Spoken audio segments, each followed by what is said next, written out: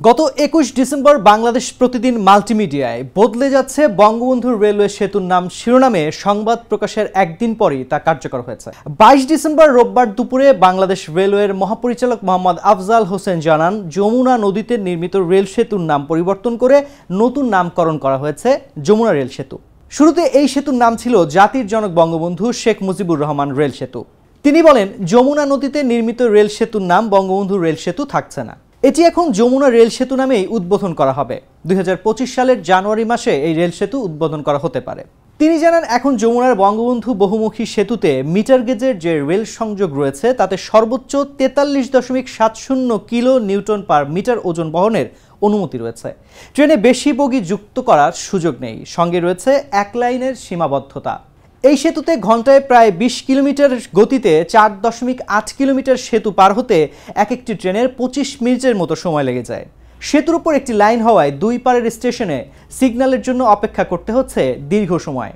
সব মিলিয়ে মাত্র ৫ কিলোমিটার পথ পাড়ি দিতে লাগছে ১ ঘন্টার বেশি।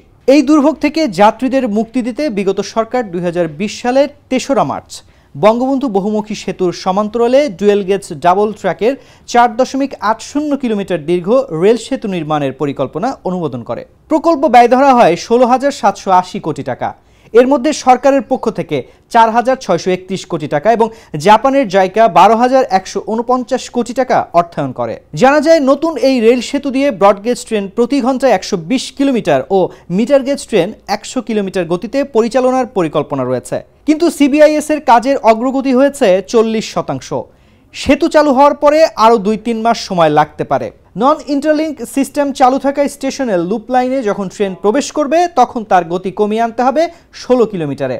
তবে লুপ লাইন পেরিয়ে মূল সেতুতে রেল ফুল স্পিডে চলাচল করতে পারবে। রেল লাইন ও ব্রিজের সে সক্ষমতা রয়েছে। যমুনার পুরনো সেতু দিয়ে বর্তমানে দিনে ৩৮টি ট্রেন চলাচল করছে। নতুন সেতু চালুর পরে আন্তনগর, লোকাল, কমিউটার ও মালবাহী ট্রেন সহ ৮৮টি ট্রেন পরিচালনার লক্ষ্যমাত্রা নিয়েছিল রেলওয়ে। তবে সেই বাস্তবতা নেই রেলওয়েতে।